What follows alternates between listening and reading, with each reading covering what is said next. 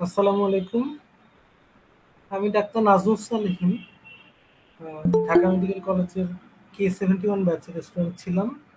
এখন 42তম বিসিএসে medical officer হিসেবে আছি উপজেলা স্বাস্থ্য কমপ্লেক্সে, এবং 40তম বিসিএসে সুপারিশপ্রাপ্ত হয়েছি। আর এর পাশাপাশি এফসিপিএস পার্ট অন করেছি মেডিসিনে।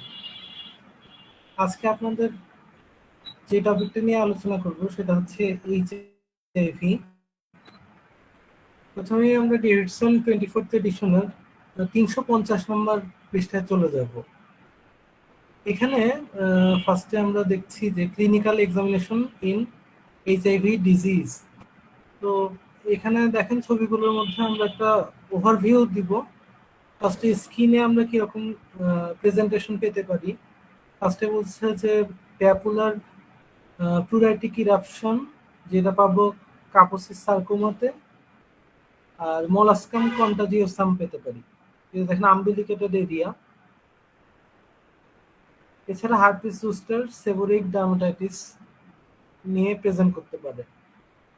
তারপরে বলছে কি যে ওরোফ্যারিংস, যেটা ওরোফ্যারিংসের মধ্যে কি কি প্রেজেন্টেশন আসতে পারে, যে মিউকাস মেমব্রেনে ওরোফ্যারিঞ্জিয়াল ক্যান্ডিডিয়াসিস নিয়ে প্রেজেন্ট করতে পারে। যে দেখেন মুখের মধ্যে সাদা সাদা ক্যান্ডিডা ইনফেকশন।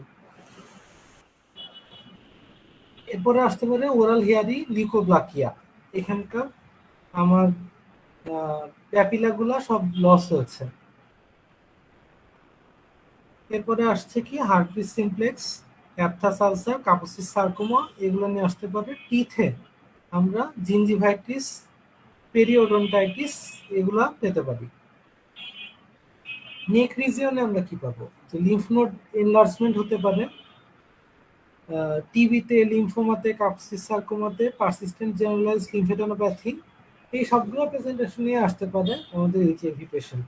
এছাড়া প্যারোটিড গ্ল্যান্ডেও বড় হয়ে যেতে পারে। এই যে দেখেন সার্ভাইকাল লিম্ফেডেনোপ্যাথির একটা ছবি দিয়েছে। আইয়ের প্রেজেন্টেশনটা কি, আইয়ের রেটিনাতে আমরা দেখেন টক্সোপ্লাজমোসিসে আর এইচআইভি রেটিনোপ্যাথি দেখা যেতে পারে। প্রোগ্রেসিভ আউটার রেটিনাল নেক্রোসিস হতে পারে। হ্যাঁ, সাইটোমেগালো ভাইরাস, এটা যদি এইচআইভি পেশেন্টের সুপারআইডি ইনফেকশন হিসেবে আসে, সেক্ষেত্রে রেটিনার এরকম একটা চেহারা হবে। আমরা ইন ডিটেলস ভিতরে আরো পড়বো। তারপর সিএনএস এ কি কি ফিচার হতে পারে, যে হায়ার মেন্টাল ফাংশনে কিছু সমস্যা হতে পারে, যেমন ডিমেনশিয়া নিয়ে আসতে পারে। পিএমএল, যেটা প্রোগ্রেসিভ মাল্টিফোকাল লিউকোএনকেফালোপ্যাথি, এটা নিয়ে প্রেজেন্ট করতে পারে। ফোকাল সাইনের মধ্যে আসতে পারে যদি এইচআইভি পেশেন্ট টক্সোপ্লাজমোসিস নিয়ে আসে, অথবা প্রাইমারি সিএনএস লিম্ফোমা নিয়ে আসে। আর নেক স্টিফনেস, আমরা জানি যে নেক রিজিডিটি আমরা কখন পাই, মেনিনজাইটিসে পাই, তাই না?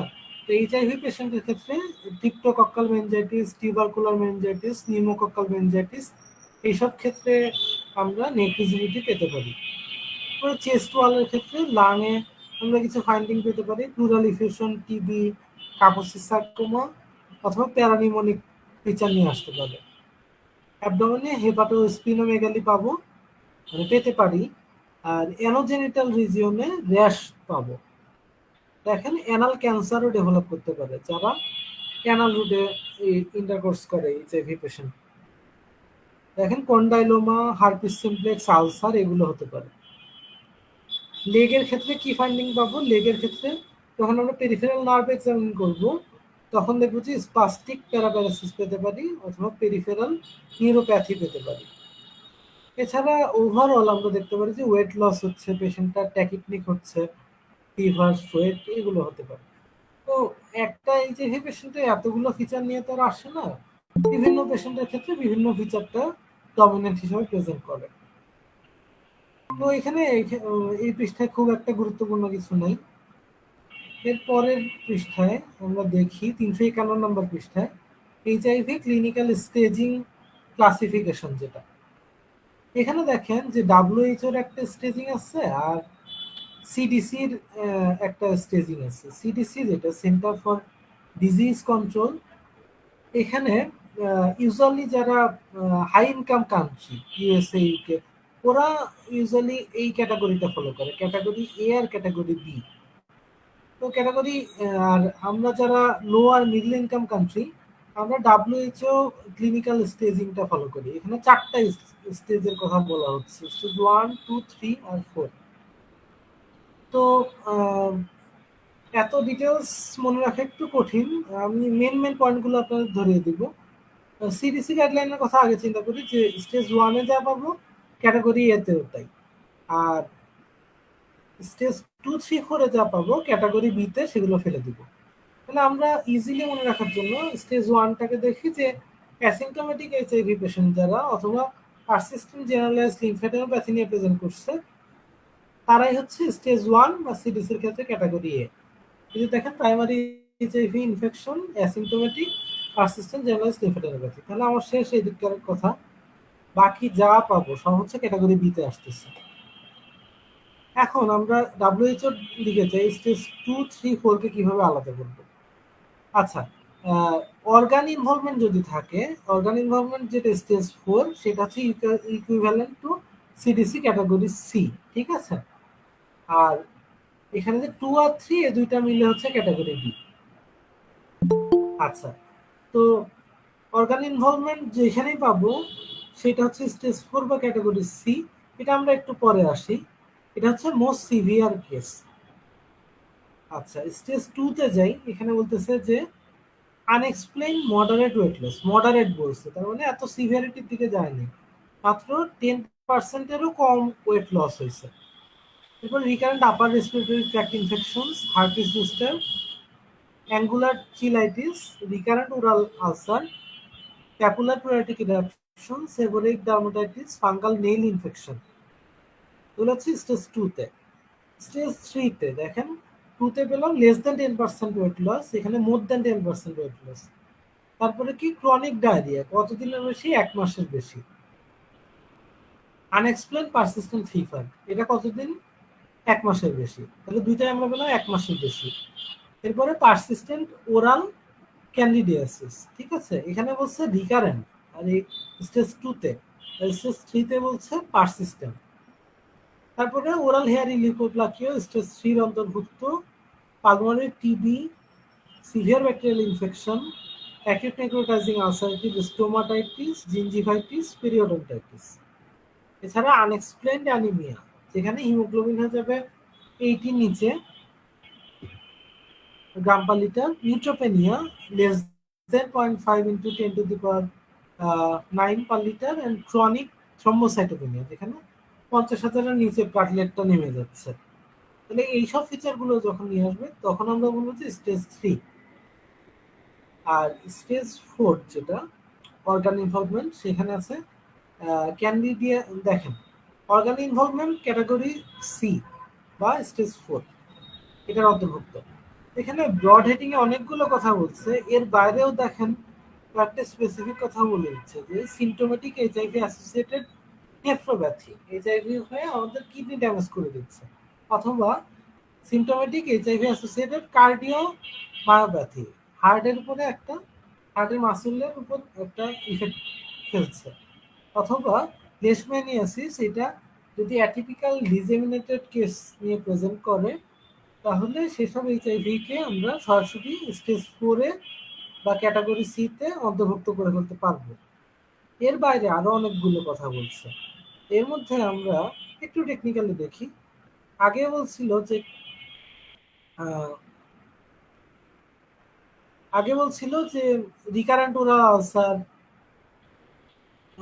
তারপর এখানে স্টেজ 3 তে বলছিল পারসিস্টেন্ট ওরাল ক্যান্ডিডিয়াসিস, আর এখানে ওরাল বলছে না, এখানে ক্যান্ডিডিয়াসিস বলছে কোথায় কোথায় ইসোফেগাসে, ট্রাকিয়াতে, ব্রঙ্কাই অথবা লাঙে। এছাড়া ইনভেসিভ সার্ভাইকাল কার্সিনোমা, ক্রিপ্টোকক্কোসিস, যেটা হচ্ছে এক্সট্রা পালমোনারি, এই যে দেখেন ক্রিপ্টোস্পোরিডিওসিস ক্রনিক 1 মাসের বেশি নিয়ে প্রেজেন্ট করছে, অথবা সাইটোমেগালো ডিজিজ, সাইটোমেগালো ভাইরাস দিয়ে, outside liver spleen and nodes. আর হার্পিস সিমপ্লেক্স এটাও ক্রনিক 1 মাসের বেশি প্রেজেন্ট করে আলসার অথবা ভিসেরাল ইনভলভমেন্ট নিয়ে আসছে। তারপরে HIV encephalopathy, HIV wasting syndrome, cystoisosporiasis, এটাও ক্রনিক 1 মাসের বেশি। তাহলে 3টা জিনিস আমরা পেলাম 1 মাসের বেশি। এরপরে Kaposi's sarcoma, lymphoma, mycobacterial infection, mycosis, pneumocystis pneumonia, pneumonia, recurrent bacterial progressive multifocal leukoencephalopathy, toxoplasmosis যেটা হচ্ছে সেরেব্রাল প্রেজেন্টেশন নিয়ে আসবে, টিউবারকুলোসিস এক্সট্রা পালমোনারি ফিচার নিয়ে আসবে, আর সেপসিস রিকারেন্ট ইনক্লুডিং নন টাইফয়েডাল সালমোনেলা। ঠিক আছে, এই সবগুলোই আমাদের স্টেজ 4 এর মধ্যে আসবে। তাহলে যে কোনো এফসিপিএস এর ক্ষেত্রে বা এমআরসিপির ক্ষেত্রে আপনাকে একটা সিনারিও দেওয়া থাকবে, যেখানে একটা কেস, একটা এইচআইভি পেশেন্টের বিভিন্ন রকম সিমটম সাইন নিয়ে কথাবার্তা বলবে। তো এর মধ্যে থেকে আপনাকে ফাইন্ড করতে হবে যে এটা কোন স্টেজের অন্তর্ভুক্ত, এরকম একটা কোশ্চেন আসতে পারে। তারপরে আমরা চলে যাই 352 এপিডেমিওলজি। এপিডেমিওলজির মধ্যে আমরা প্রথমে যেটা দেখবো যে HIV-1, যেটা HIV-1 আর HIV-2, এর মধ্যে HIV-1টা হচ্ছে মোর কমন, বেশি ভয়ঙ্কর। এই যে দেখেন লাল কালার দিয়ে মার্ক করছে, HIV-1 প্যান্ডেমিক করতে পারে, হ্যাঁ, অনেক বিশাল একটা এরিয়া ইনভলভমেন্ট করতে পারে। আর HIV-2 যেটা, এটা হচ্ছে মোর স্লোলি প্রোগ্রেসিভ, আর এটা হচ্ছে লেস ট্রান্সমিসেবল, তাহলে ছড়ায় কম, আস্তে আস্তে যায়। সো এটা কম ভয়ঙ্কর, ঠিক আছে। HIV-1 হচ্ছে বেশি ভয়ঙ্কর। HIV-1 এর মধ্যে 3টা গ্রুপ আছে, এম, এন আর ও। MNO, এমতে মেজর, ওতে হচ্ছে আউটলায়ার, অ্যান্ড এন হচ্ছে এই দুইটা বাদে যেটা, সেটা হচ্ছে এন। ও আর এন এই দুটো হচ্ছে আফ্রিকায় ইউজুয়ালি পাওয়া যায়। আর এমটা, গ্রুপ এম এর আবার 9টা সাবটাইপ আছে, এ থেকে ডি, এফ থেকে এইচ, জে, কে, এইগুলা। এর ভিতরে আর এগুলো এত কিছু মনে রাখা লাগবে না। গ্লোবাল অ্যান্ড রিজিওনাল এপিডেমিক্স লাগবে না, মোড অফ ট্রান্সমিশনে চলে আসে। মোড অফ ট্রান্সমিশনটা কি?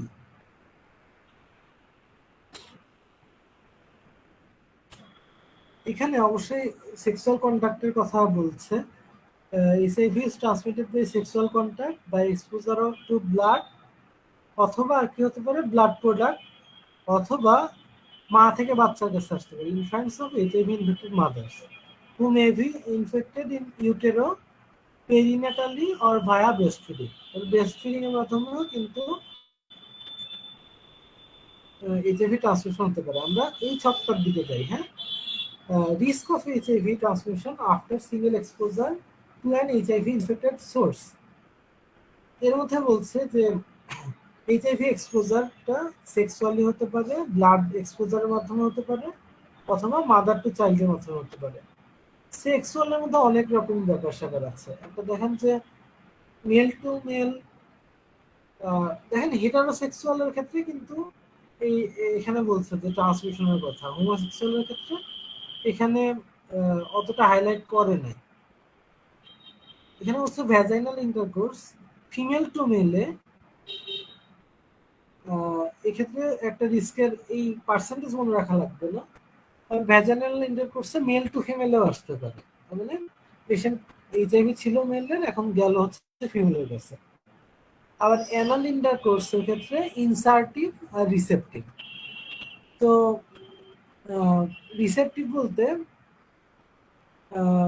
যেই অ্যানাল ইন্টারকোর্সে যে রিসিভ করতেছে তার রিস্ক হচ্ছে সবচেয়ে বেশি। সেক্সুয়ালের ক্ষেত্রে, এনাল ইন্টারকোর্সের ক্ষেত্রে যে রিসিভ করতেছে তার এইচআইভি ট্রান্সমিশন রিস্ক সবচেয়ে বেশি যে ইনসার্ট করছে তার থেকে। আর ওরাল ইন্টারকোর্সের ক্ষেত্রে বলছে যে ইনসার্ট করবে যে রিসিভ করবে দুইটার ক্ষেত্রে ইকুয়াল। তারপরে ব্লাড এক্সপোজারের ক্ষেত্রে ব্লাড ট্রান্সফিউশনে 90% ক্ষেত্রে কিন্তু রিস্ক থেকে যায়। এটা হচ্ছে সরাসরি ব্লাড যখন ট্রান্সফিউজ করতেছি তখন রিস্ক হচ্ছে সবচেয়ে বেশি। এছাড়া যখন ওই যারা IV drug user needle share করে, একই নিডল দিয়ে আরেকজন ড্রাগ নেয়, ওদের ক্ষেত্রে হতে পারে। অথবা পার্কিউটেনিয়াস নিডলিস্টিক ইনজুরি হলো, আপনি ওয়ার্ডে গেছেন বা ইন্টার্ন কিংবা ডাক্তার এইচএমও যাই হন না কেন, বা ওয়ার্ডে কোনো কাজ করার সময় আপনি একটা নিডল ইনজুরি হয়ে গেল, ওই নিডলটা ছিল এইচআইভি ইনফেক্টেড কারণ, ওখান থেকে হতে পারে। তারপর হতে পারে কি মিউকাস মেমব্রেন স্প্লাশের মাধ্যমে হতে পারে। আর মাদার টু চাইল্ডের ক্ষেত্রে দেখেন দুই ভাগ হতে পারে, একটা ভ্যাজানাল ডেলিভারি আর ব্রেস্ট ফিডিং। তার মধ্যে ভ্যাজানাল ডেলিভারি রিস্ক হচ্ছে 15%, এটা হচ্ছে সবচেয়ে বেশি। এই জন্যই সিজারিয়ান সেকশনকে প্রেফার করা হয় এইচআইভি ইনফেক্টেড মাদারের ক্ষেত্রে। আর ব্রেস্ট ফিডিং এর ক্ষেত্রে বলছে যে তাহলে ট্রান্সফিউজ করায়, তাহলে কি আমরা ব্রেস্ট ফিড করাবো না? এটার ক্ষেত্রে একটু বলা আছে যে যারা লো সোশ্যাল ইকোনমিক কন্ডিশনের কান্ট্রি, যাদের ইনকাম কম, যেই বাচ্চা যেই মানে ধরেন যে দরিদ্র দেশের মানুষরা এই কোটার দুধ কেনা বা অন্যান্য জিনিস কেনারই সামর্থ্য রাখে না, সেই বাচ্চা তো এইচআইভিতে কি মরবে, অপুষ্টিতেই মরে যাবে। তো তাদের ক্ষেত্রে বলতেছে ঠিক আছে তারা ব্রেস্ট ফিডিং করায়। আর যারা হচ্ছে হাই ইনকাম কান্ট্রি, তাদের ক্ষেত্রে বলতেছে যে তাদের ক্ষেত্রে ব্রেস্ট ফিডিংকে ডিসকারেজ করা হচ্ছে, এটা কথাই বলছে। আমরা পরে আবার এই বিষয়ে যাব। এখন আসেন ভাইরোলজি অ্যান্ড ইমিউনোলজি। আচ্ছা, তার আগে নিচে একটা চার্ট আছে দেখেন, regional HIV prevalence in 2019, incidence trend and dominant mode of transmission. তো এখানে দেখেন যে হেটারোসেক্সুয়ালি আফ্রিকাতে হচ্ছে সবচেয়ে বেশি, হ্যাঁ, হেটারোসেক্সুয়াল হেটারোসেক্সুয়াল হেটারোসেক্সুয়াল এটা। এমএসএম হচ্ছে মেন সেক্স উইথ মেন, ঠিক আছে? এটা তো হোমোসেক্সুয়ালের কথা বলতেছে, সব ক্ষেত্রে হতে পারে, হেটারোসেক্সুয়ালে বেশি হয়। এখানে আর পার্সেন্টেজে এত কিছু মনে রাখার কোনো দরকার নেই। তারপর আমরা আসি ভাইরোলজি অ্যান্ড ইমিউনোলজিতে। এখানে বলছে যে এইচআইভি এর চেহারাটা কেমন। এইচআইভি হচ্ছে একটা এনভেলপড আরএনএ রেট্রোভাইরাস। এটা হচ্ছে লেন্টি ভাইরাস ফ্যামিলির অন্তর্ভুক্ত। তো এইচআইভি কে কে বহন করে নিয়ে আসে? একটা যে আপনার সেক্সুয়ালি হোক কিংবা মাদারের কাছ থেকে হোক বা ব্লাড প্রোডাক্টের মাধ্যমে হোক, এই যে মিউকোসাল এক্সপোজার হলো, এইচআইভি আপনার শরীরে ঢুকলো, তারপরে এইচআইভি কে ট্রান্সপোর্ট করে হচ্ছে ডেনড্রাইটিক সেল, করে কোথায় নিয়ে যায়? লিফ নোডে নিয়ে যায়, সেখানে সে এস্টাবলিশ হয়। এরপরে ওখান থেকে সে ব্লাডে চলে যায়, ব্লাডে গেলে ওটাকে কি বলবো? ভাইরেমিয়া বলবো। তারপরে লিম্ফয়েড অর্গান যেগুলো আছে ওগুলোতে চলে যায়। এই লিম্ফয়েড অর্গানগুলোই হচ্ছে main site of replication of HIV virus, ঠিক আছে? তো each mature virion has a lipid membrane lined by a matrix protein that is studded with glycoprotein 120 and glycoprotein 41 spikes, ঠিক আছে? দুই ধরনের গ্লাইকোপ্রোটিন আছে এইচআইভি এর বডিতে, একটা হচ্ছে 120 আর একটা 41। The inner cone-shaped protein core P24 houses two copies of the single-stranded RNA genome and viral enzymes. HIV genome consists of three characteristic retroviral genes, GAG, POL, and N, as well as 6 regulatory genes.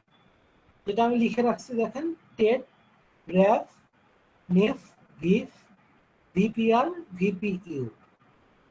তাহলে দেখেন যে সহজ কোনটা মনে রাখা?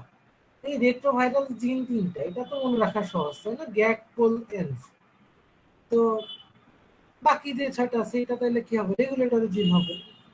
এখন retroviral জিনগুলোর আরেকটা নাম হচ্ছে স্ট্রাকচারাল জিন, ঠিক আছে। এখন আপনাকে মনে রাখতে হবে যে কোনটার কাজ কি। গ্যাগ যেটা হচ্ছে এনকোডস এ পলিপ্রোটিন that is processed into a structural protein including P24.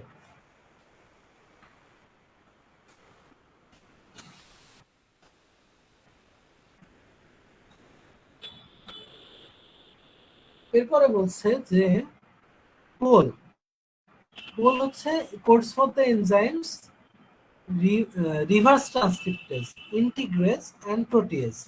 তাহলে যেসব এনজাইমকে নাম বলছে এই সবগুলোকে কোড করবে কে? পোল। তিনটার কথা বলছে, reverse transcriptase, integrase and protease. এরপরে আছে ইএনভি, এনভের কাজ কি? এনটা কোড করবে এনভেলপ প্রোটিন গুলাকে, অর্থাৎ GP120 এন্ড GP41। ঠিক আছে, তাহলে এনভেলপ থেকে মনে রাখবো এন। পোল হচ্ছে এনজাইমের সাথে রিলেটেড, আর গ্যাগ যেটা, গ্যাগ হচ্ছে স্ট্রাকচারাল প্রোটিনে যাবে। P24 সহ অন্যান্য যত স্ট্রাকচারাল প্রোটিন আছে এগুলোকে কোড করবে হচ্ছে গ্যাগ।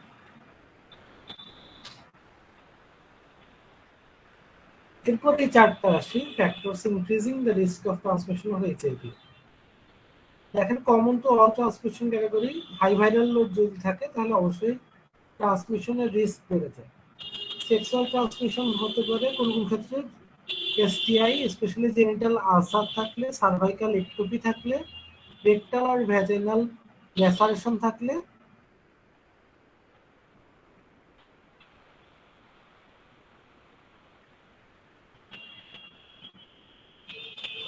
তারপরে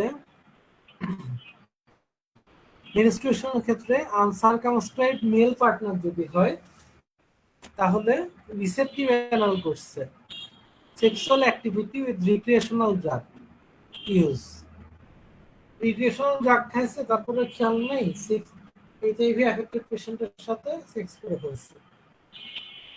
রিসেপটিভ যেটা, আমরা তো আগের চার্টে এটা দেখে আসলাম যে রিস্ক বেশি। দেখেন আনসারকামস্ক্রাইবড ক্ষেত্রেও কিন্তু রিস্ক বেড়ে যায়। তারপরে ইনজেকশন ড্রাগ ইউজ ট্রান্সমিশন, এখানে কি ইকুইপমেন্ট যদি শেয়ার করে, link commercial sex, intravenous use, concomitant cocaine use করতে থাকে, আর ইনকারসারেশন, জেলে থাকলো, জেলে থেকে সব কয়েদিরা দেখা গেল যে ওই একই সিরিঞ্জ দিয়ে সবাই মিলে সেক্স হচ্ছে। আচ্ছা, একই সিরিঞ্জ দিয়ে সে হচ্ছে মানে ড্রাগ নিচ্ছে, ইন্টারভেনাস ইউজ করতেছে, অথবা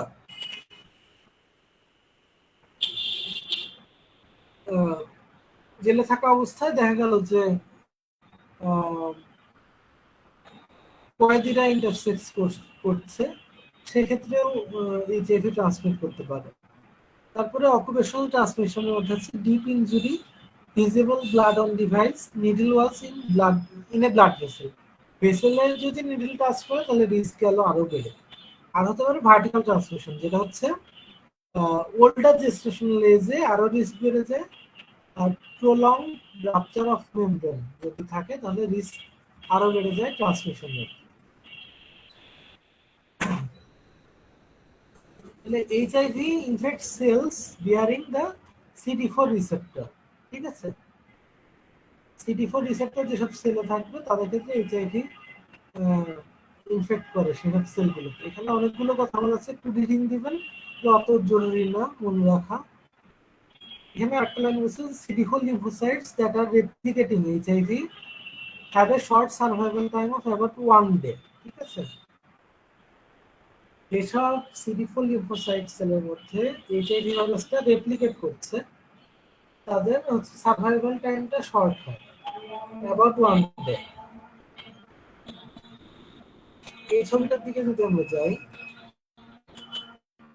এখানে দেখেন বলছে যে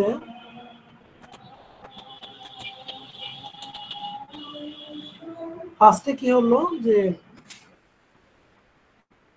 ফার্স্টে আপনার এই যে অ্যাটাচমেন্ট হচ্ছে CD4 রিসেপ্টর যেটা, ওইটার সাথে আমার এইচআইভি ভাইরাসটা এসে অ্যাটাচ করলো।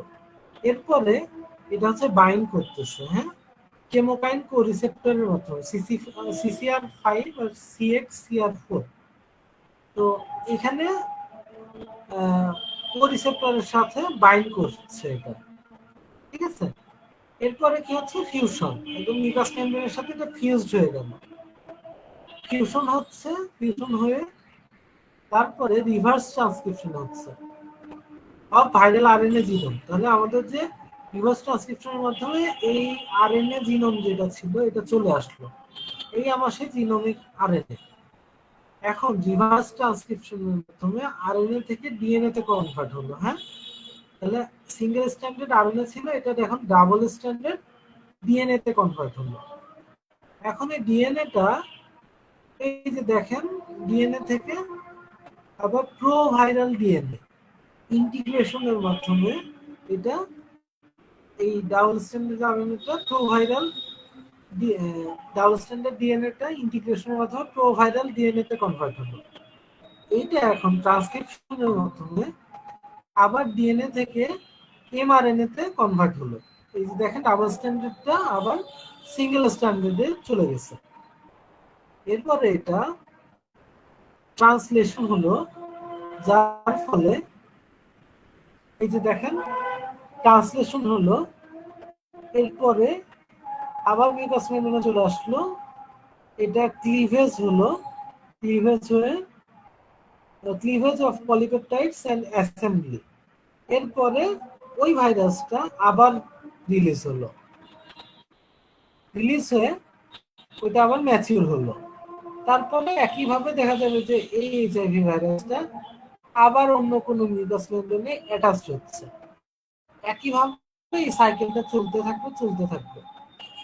তাহলে ছবি থেকে এইটুকুই বোঝার আছে, ভিতরে ইন ডিটেলস খুব একটা কিছু বলে নেই।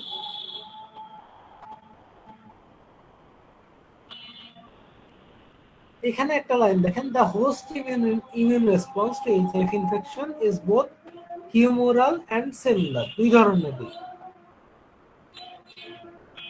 এরপরে আসেন যে diagnosis and investigations. Diagnosing HIV infection কিভাবে ডায়াগনোস করবো আমরা? বলছে যে HIV is diagnosed by detecting host antibodies either with rapid point of care tests or in the laboratory where enzyme linked immunosorbent assay, that is ELISA test are usually done. তাহলে আমরা যেমন করোনার ক্ষেত্রে আমরা কি করি, ফার্স্টে আমরা র্যাপিড অ্যান্টিজেন দিয়ে দেখি, হট করে 5 মিনিটের মধ্যে দেখে ফেলি যে কোভিড পজিটিভ কিনা। যে দেখি যে নেগেটিভ কিন্তু সাইন সিমটম আছে, তখন আমরা আরটিপিসিআর এর দিকে যাই, তাই না? তো এই এইচআইভির ক্ষেত্রেও দেখেন ওই রকম একটা কথা, যে ডিটেক্ট করবো কিভাবে, ফার্স্টে আমরা র্যাপিড পয়েন্ট অফ কেয়ার টেস্টের মাধ্যমে দেখব, অথবা ল্যাবে আমরা এলাইজার মাধ্যমে দেখব। আর এই মোস্ট টেস্টগুলাই ডিটেক্ট করে antibodies to both HIV-1 and HIV-2, দুইটাই আমাদের ডিটেক্ট হয়ে যাচ্ছে। এটা হলো ডিটেক্ট করবো তাহলে আমরা এইভাবে। এখন বলছে যে স্ক্রিনিং টেস্ট কোনগুলো। Screening tests often include an assay for P24 antigen in addition to antibodies. In order to detect patients with primary infection before the antibody response occurs. তাহলে স্ক্রিনিং টেস্টের মধ্যে আগে যে আমরা অ্যান্টিবডি টেস্টগুলো বললাম ওইগুলো তো থাকবেই, এর পাশাপাশি একটা অ্যান্টিজেন টেস্ট আছে, এটা হচ্ছে P24 অ্যান্টিজেনটাকে আমরা দেখি। তো কেন আমরা এটাকে এত গুরুত্ব দিচ্ছি? কারণ অ্যান্টিবডি ডেভেলপ করতে তো আমাদের একটা সার্টেন টাইম লাগবে। তো যখন আমার এইচআইভি ঢুকে পড়ছে শরীরে কিন্তু অ্যান্টিবডি এখনো ডেভেলপ করে নাই, তখন তো আমরা ওই টেস্টগুলো আগে যেটা আছে rapid point of care, ELISA, এগুলোর মাধ্যমে ডিটেক্ট করতে পারছি না। তখন তাহলে আমরা কি করব, ওই টাইমটাতে আমরা শনাক্ত করার জন্য স্ক্রিনিং টেস্ট হিসাবে ইউজ করবো P24 অ্যান্টিজেন টেস্টটাকে। আর কি বলছে যে 2 positive antibody test from 2 different immune assays are sufficient to confirm infection. তাহলে দুইবার টেস্ট করতে হবে ডিফারেন্ট ইমিউন এসের মাধ্যমে, আর দুইবার পজিটিভ রেজাল্ট আসতে হবে, তাহলে আমরা কনফার্ম হয়ে যাব। এরপরে বলছে যে যেসব এইচআইভি ইনফেক্টেড মাদার আছে, তাদের বাচ্চা এইচআইভি ইনফেক্টেড হয়েছে কিনা এটা আমরা দেখবো কিভাবে। একটা হচ্ছে দেখবো নিউক্লিক অ্যাসিড অ্যামপ্লিফিকেশন টেস্ট, ন্যাট, ঠিক আছে, NAAT। তো এটার মধ্যে ইউজুয়ালি একটা প্রকারভেদ হচ্ছে পিসিআর। তো এই ন্যাট বা পিসিআর এর মাধ্যমে আমরা ডিটেক্ট করব এইচআইভি আরএনএ কে। আর যখনই আমরা এটা ডিটেক্ট করব যে হ্যাঁ এইচআইভি আরএনএ পেয়ে গেলাম পিসিআর করে, তখন বুঝে যাবো যে এই বাচ্চাও ইনফেক্টেড, ঠিক আছে। আর কি, to diagnose primary infection before antibodies are develop.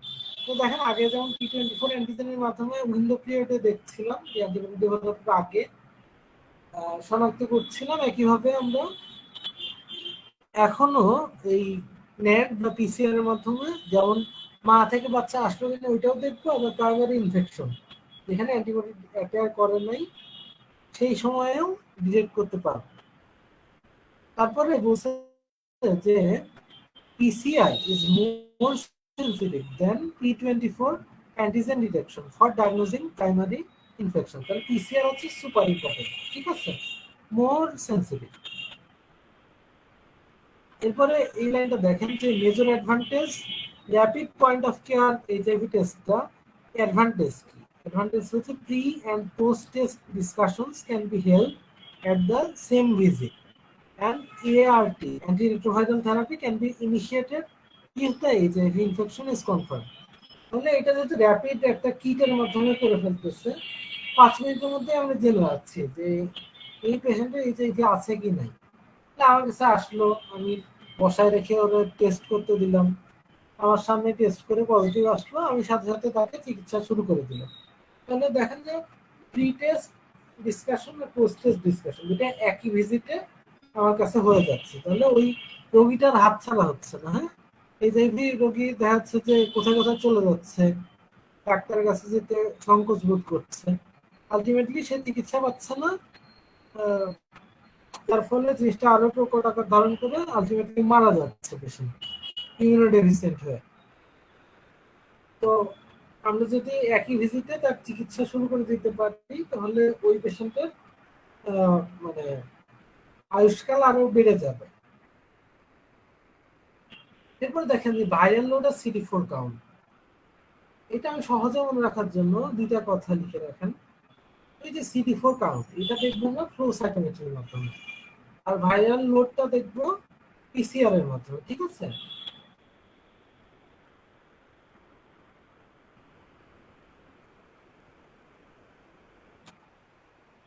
তো CD4 কাউন্টের ক্ষেত্রে বলছে যে CD4 lymphocyte counts are usually determined by flow cytometry. CD4 count is the most clinically useful laboratory indicator of the degree of immunosuppression.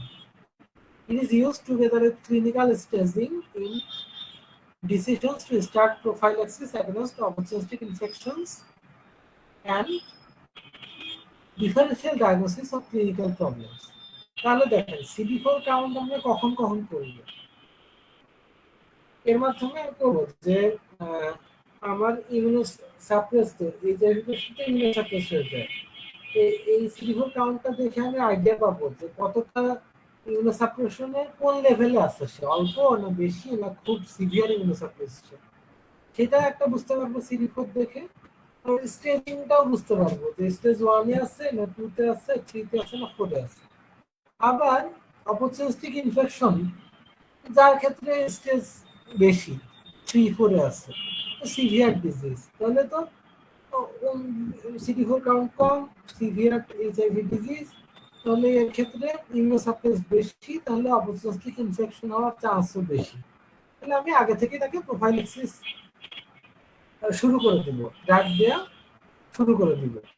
এই সব কিছু জানার জন্য আমার CD4 কাউন্ট করে দেখা লাগবে। আর এটা কিভাবে দেখবো? ফ্লো সাইটোমেট্রির মাধ্যমে। তো বলছে যে CD4 কাউন্টটা 20% ভ্যারি করে day to day. Normal CD4 কাউন্টটা হয় 500-র বেশি। হ্যাঁ, প্রত্যেক মিলিমিটার কিউবে 500-র বেশি সেল পাবো নর্মালি একটা মানুষের। আর যদি কারো 200 থেকে 500-র মধ্যে থাকে তাহলে বুঝবো যে এর রিস্কটা হচ্ছে লো। আর যদি 200-র নিচে চলে যায় তাহলে এ হচ্ছে হাই রিস্ক। কিসের জন্য high risk? High risk of AIDS defining condition যেগুলো আছে, নানা রকমের ডিজিজের রিস্ক তাহলে বেড়ে যাচ্ছে যদি CD4 সেল কাউন্ট, হেলপার টি সেল যেটা CD4, সেটার কাউন্ট যদি 200 নিচে নেমে যায়। আরেকটা মার্কার আছে যেটাকে আমরা বলছি ভাইরাল লোড, মানে এইচআইভি ভাইরাস কত আছে তার বডিতে। হ্যাঁ, তো ভাইরাল লোডটা আমরা কিভাবে দেখবো? পিসিআর এর মাধ্যমে দেখবো। এটা হচ্ছে একটা কোয়ান্টিটেটিভ মেজার, হ্যাঁ, পিসিআর অফ এইচআইভি আরএনএ। এখানে যদি জিজ্ঞেস করে যে আপনি একটা এইচআইভি পেশেন্টকে চিকিৎসা দিচ্ছেন যে অলরেডি অ্যান্টিরেট্রোভাইরাল থেরাপি পায়, এখন আমি মনিটর করতে যাচ্ছি যে এই যে সে ওষুধগুলো পেল, এখন তার কন্ডিশনটা কি, সে কি ভালোর দিকে যাচ্ছে, খারাপের দিকে যাচ্ছে, না স্ট্যাটিক আছে। এইটা জানার জন্য আমি যে টেস্টটা করবো সেটা হচ্ছে আমি পিসিআর এর মাধ্যমে ভাইরাল লোডটা দেখবো, যে আগে যদি 1,00,000 এইচআইভি ভাইরাস থাকতো, এখন সেটা কি 50,000 নেমে আসছে, নাকি 1,20,000 হয়ে গেছে, না আগের মতোই আছে। যাদের হাই ভাইরাল লোড 1,00,000-এরও বেশি,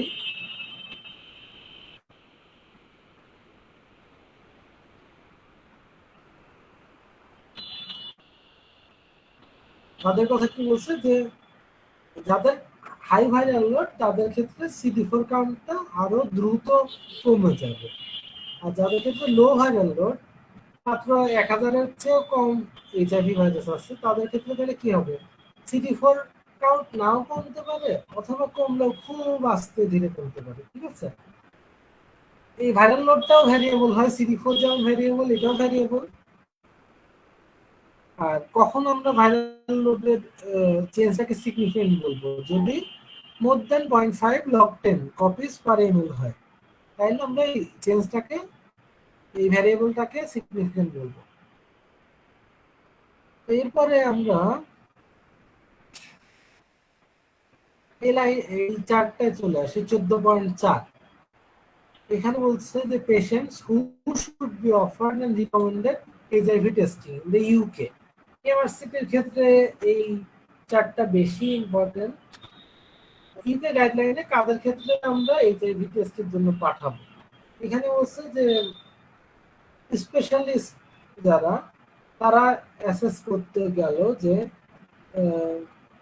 patients assessing specialist sexual health services, including genitourinary medicine, all patients who attend for testing or treatment.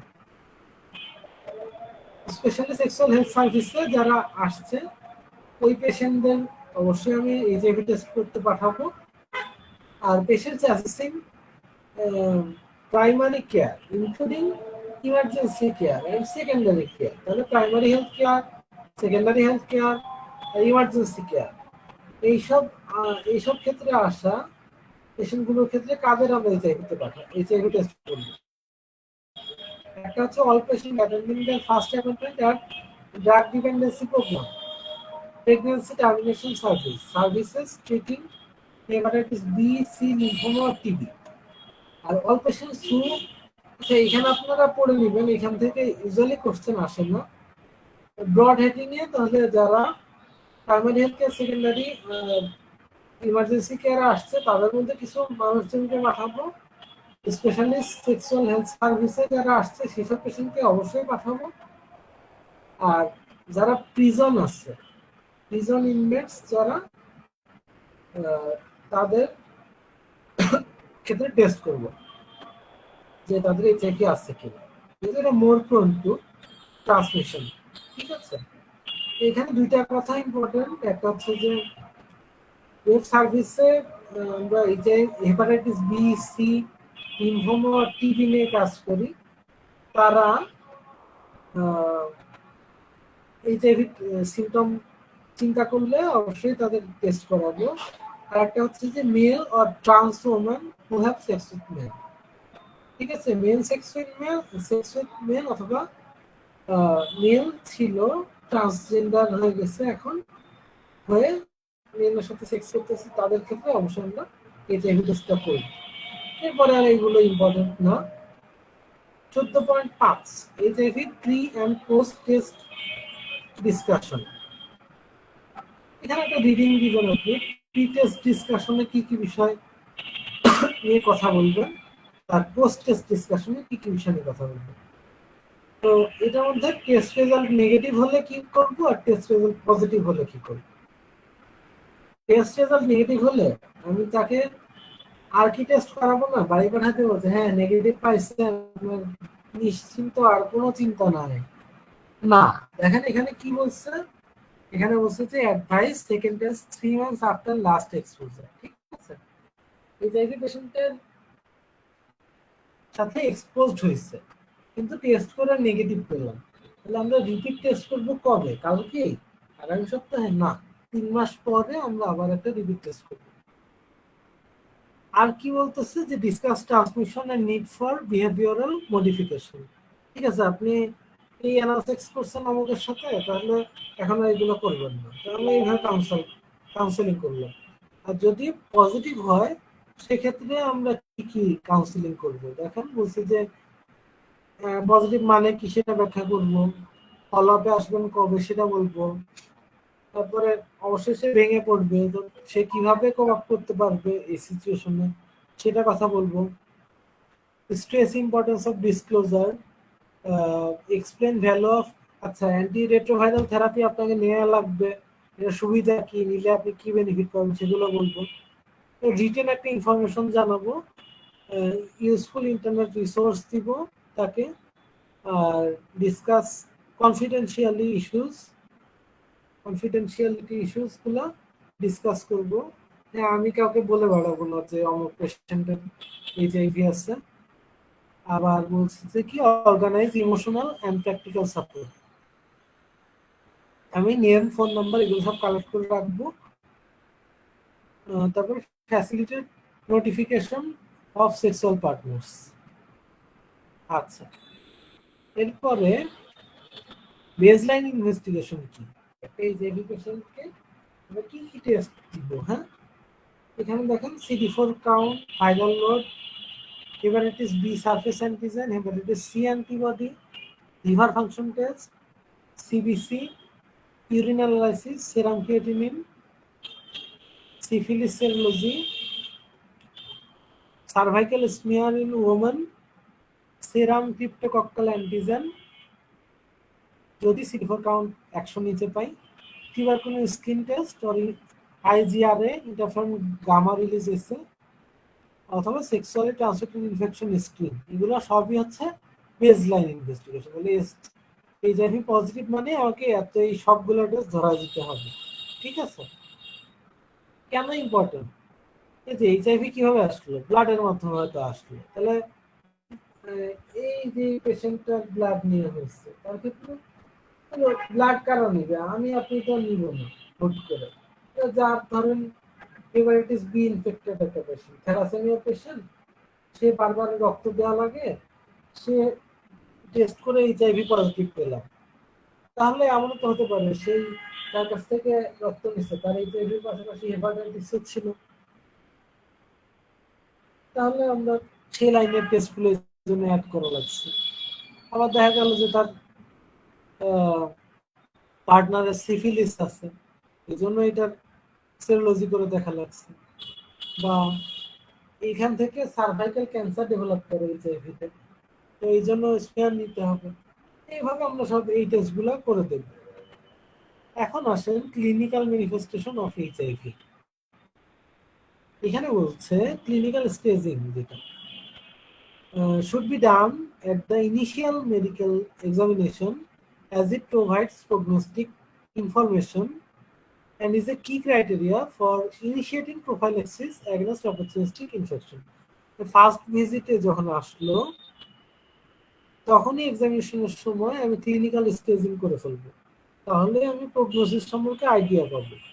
আর যদি দেখি যে হ্যাঁ তাহলে আপনার তো স্টেজ খারাপের দিকে, তাহলে তো আমি অপরচুনিস্টিক ইনফেকশনের রিস্ক বেশি বুঝে যাব, সেক্ষেত্রে আমি আগেই অ্যান্টিবায়োটিক, অন্যান্য ওষুধ, অ্যান্টিভাইরাল, এইগুলো যা যা মেজার নেওয়া দরকার সেগুলো শুরু করে দিতে পারবো। তাহলে আমরা ফার্স্টে যখন দেখবো তখনই আমরা স্টেজিং করে ফেলবো। তারপরে বলছে যে একটা কথা, যে এইডস যেটা, এটা পেশেন্ট এইচআইভি এফেক্টেড, অ্যাসিম্পটোমেটিক, কোনো সিমটম নেই তার, কিন্তু তারপরেও সে এইডস নিয়ে প্রেজেন্ট করতে পারে। ঠিক আছে।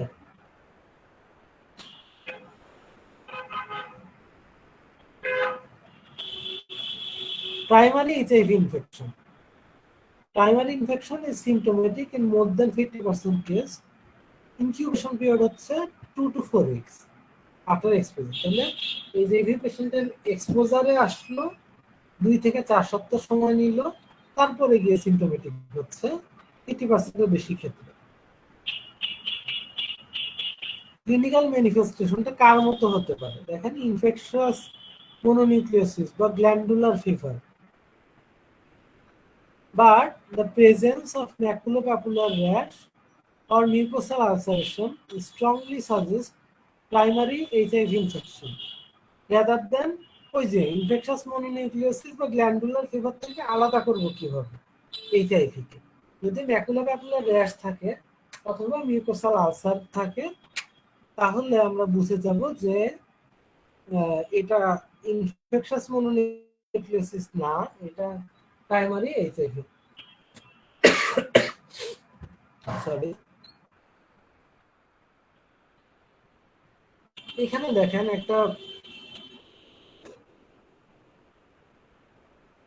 তারপরে বলছে যে rashes generally occur only if aminopenicillin are given. ঠিক আছে, ইমিউনো ইনফেকশাস মনোনিউক্লিওসিস বা গ্ল্যান্ডুলার ফিভার, এখানে কি আর সবসময় র্যাশ হয় না, কখন হয়, গ্র্যাজুয়ালি হয়, যখন আমরা অ্যামাইনোপেনিসিলিন গুলা দিব। যদি না দিই তাহলে তো এই ক্ষেত্রে র্যাশ অ্যাপিয়ারি করতে না।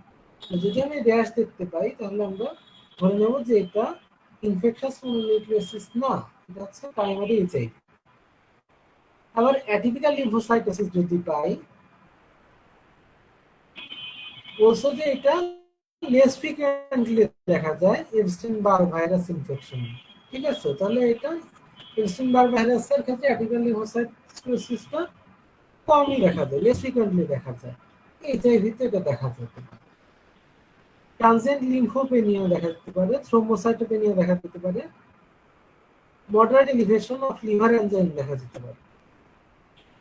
তারপরে বলছে যে কিভাবে ডায়াগনোসিস করবো। Early diagnosis is made by detecting HIV RNA by ওই যে সেই পিসিআর অথবা কি P24 অ্যান্টিজেন। পিসিআর বা P24 অ্যান্টিজেনের মাধ্যমে আমরা আর্লি ডায়াগনোসিস করতে পারি।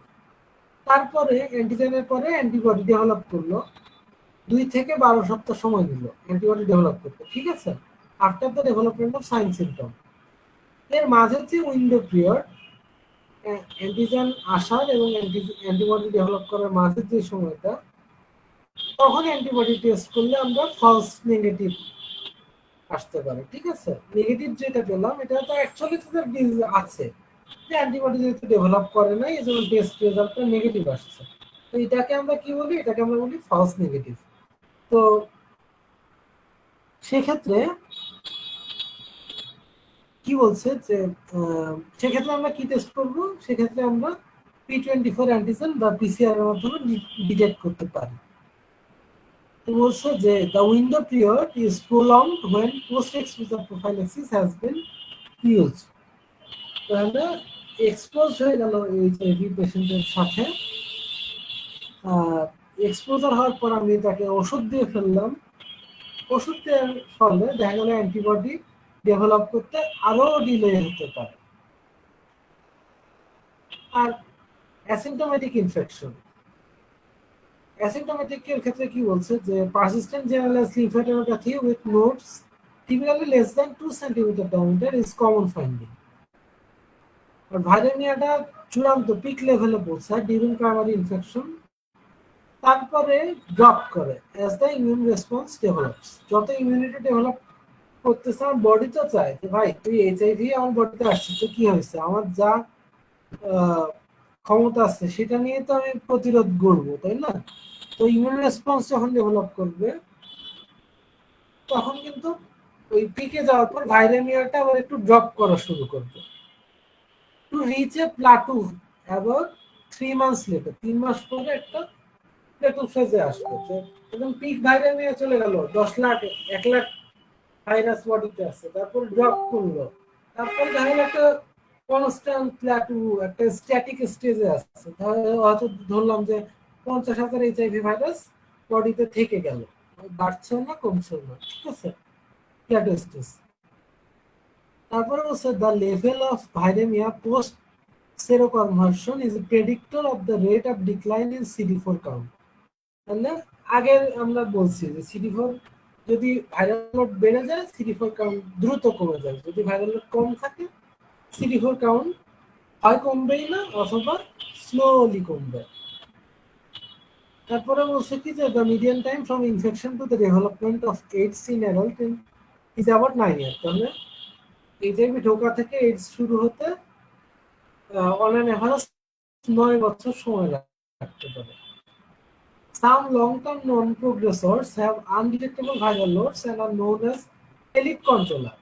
মানে এমন কন্ট্রোল করা করছে যে বডিতে এইচআইভি আছে, তাও কোনো তার মানে সাইন সিম্পটম নাই, মানে ভাইরাল লোড বাড়তেছে না, CD4 কমতেছে না, এমন কন্ট্রোল করা করছে, তার মানে কি চরম কন্ট্রোলার, এলিট কন্ট্রোলার, ঠিক আছে, তাদের ক্ষেত্রে এটা বলতে।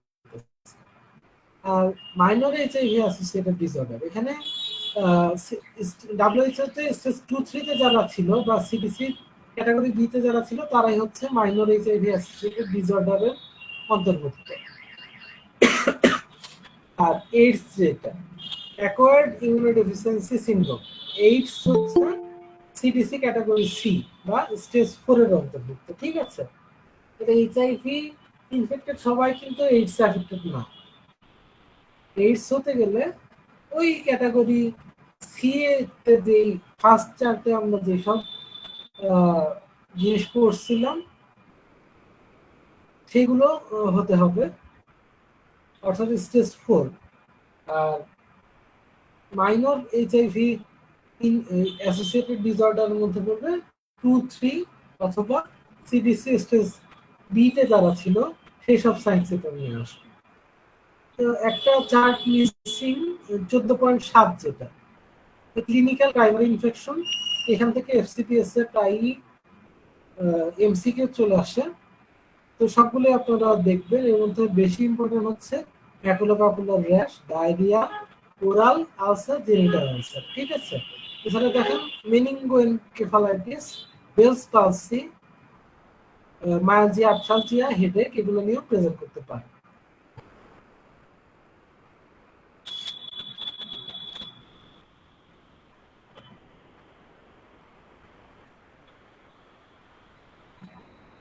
এরপরে বলছে যে presenting problems in HIV infection.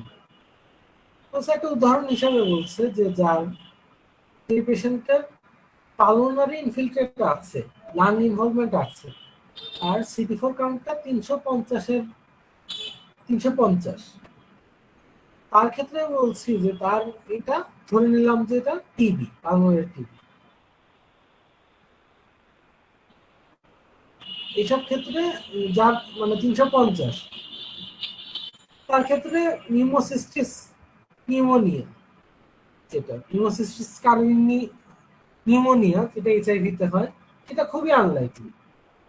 কিন্তু যদি দেখি যে পালমোনারি ইনভলভমেন্ট আছে এবং CD4 কাউন্টটা হচ্ছে 50 বা তারও কম, সেক্ষেত্রে সেই পেশেন্টের নিউমোসিস্টিস কারিনি নিউমোনিয়াও হতে পারে, আবার টিবিও হতে পারে, দুটার যে কোনোটাই হতে পারে, দুটারই সম্ভাবনা থেকে যাচ্ছে। এরপরে এই যে 14.8 নম্বর চার্ট, যেটা CD4 count and risk of common HIV associated disorder, এইটা হচ্ছে কোটি কোটি কোটি কোটি গুণ ইম্পর্টেন্ট। আপনাদের এফসিপিএস এ ফ্রিকুয়েন্টলি এখান থেকে কোশ্চেন আসে, হ্যাঁ।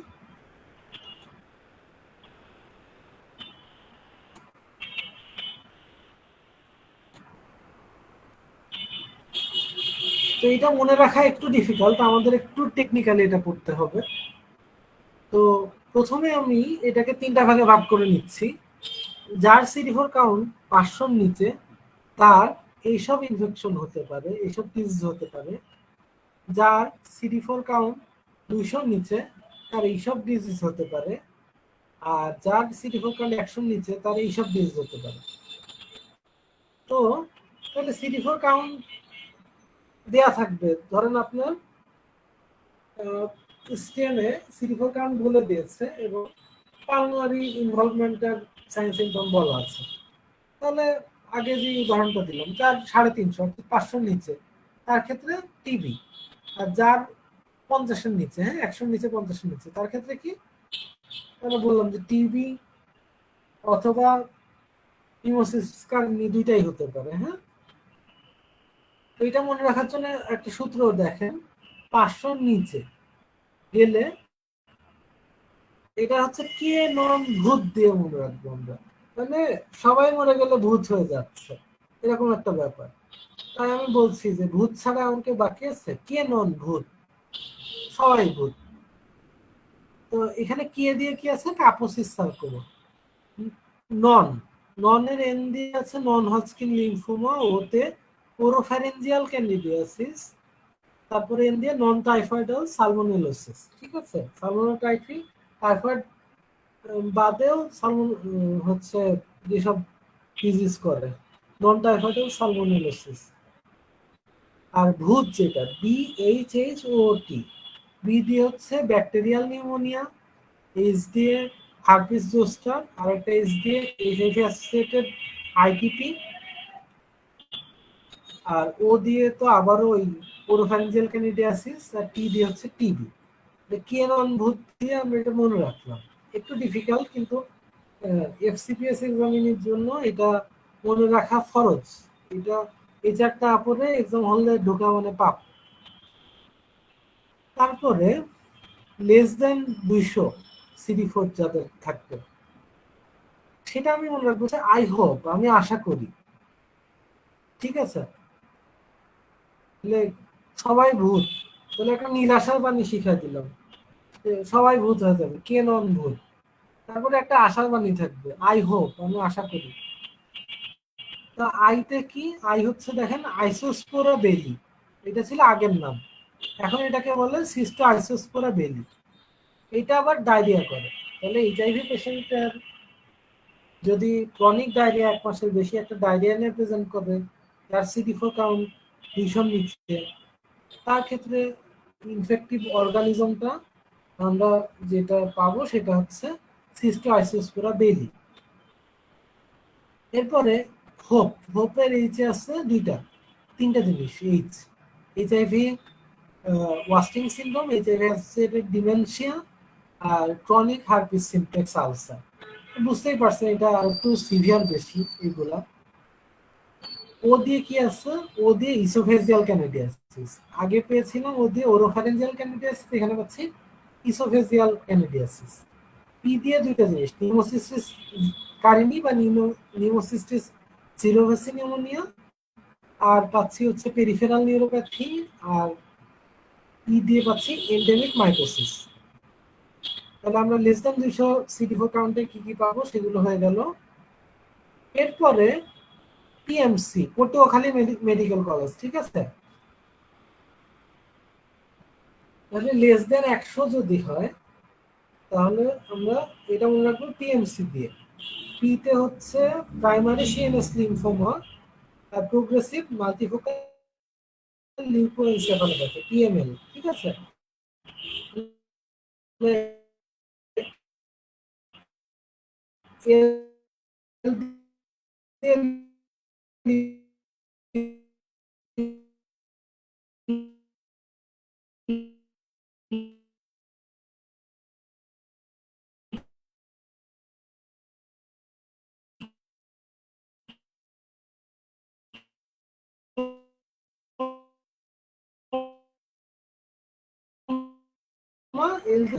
এমডি আছে হচ্ছে, হ্যাঁ আমি নিরাশা, মানে আপনার সামনে হচ্ছে মেডিকেল অ্যাডমিশন টেস্ট। তো প্রথমে আপনি নিরাশা বানিয়ে দিলেন যে কে নন ভূত, সবাই পড়তে পড়তে মনে করবে।